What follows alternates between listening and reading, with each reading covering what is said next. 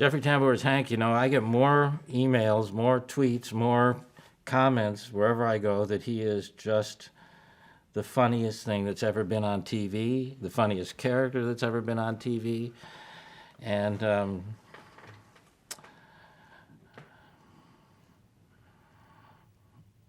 I can only tell you this.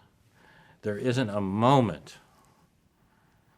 single moment when I was running that show that I wasn't aware that Jeffrey Tambor as Hank could hold up any episode on his own, which says everything about that. That he could be serious, heartfelt. And I had to remind the writers sometime. I remember an episode where towards the end, it was, I remember this really well. Hank, I wrote that Hank comes up at the end when Larry's getting shoved down. They take the couch away from him. They take the desk away from him is what they do, and they put him in a chair like this to try and make the talk show new. And Larry's looking at, found the storeroom where he's looking at the old chair and the desk, and it's Hank that walks up to him and says, "They don't get it, Larry. They just don't get it. Don't let it get to you, man. Just do what you do."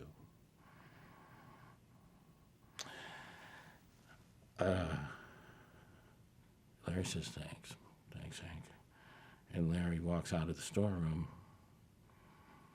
not realizing he's locked the door, and then Hank can't get out. However, I remember the writers in that room saying, "Why would Hank come up to him and be the guy that..."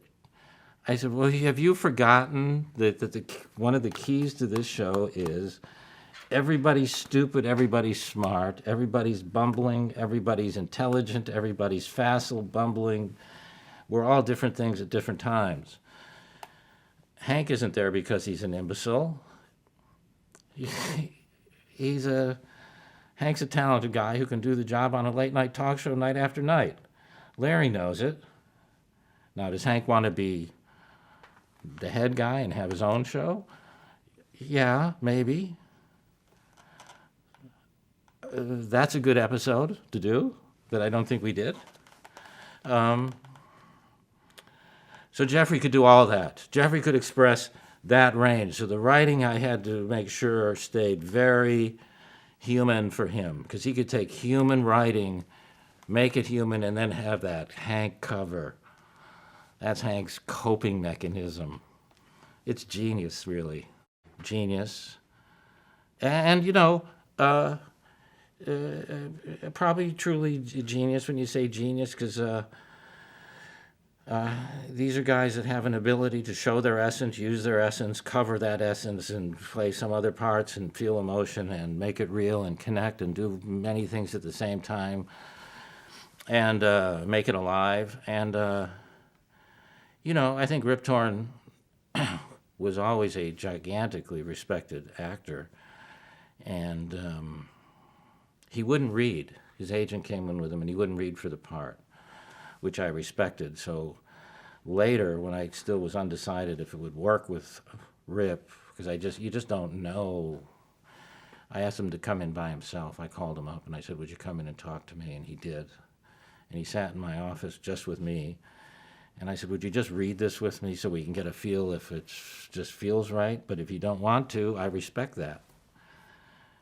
And he said, "Man, I don't want to." I said, "I respect that." And I started to put the script away, and he went, "Fuck it. Give it to me."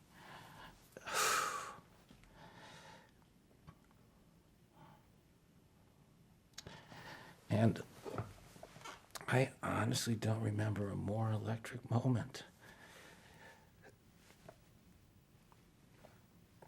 And I was the only guy who saw it. I was there in the room, and the man stands up. And he's electric. And he's arty.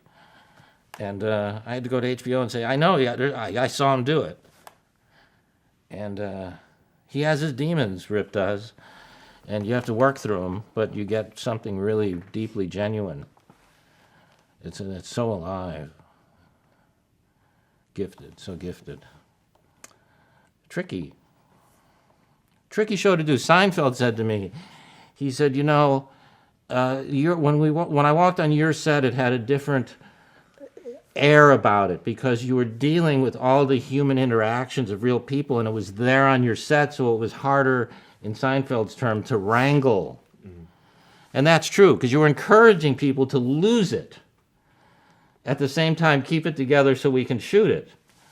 So it was a challenge. I was going to ask you to talk about the relationship between Hank, Larry, and Artie. Like, what was their bond? What, you know?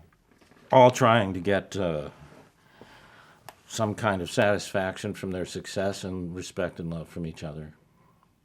A team. They're their own... in their own way, they're all broken to some extent, right? Well, yeah. They're all broken, and yet they want to be Navy SEAL Team 6. And they haven't quite figured out how to get there yet.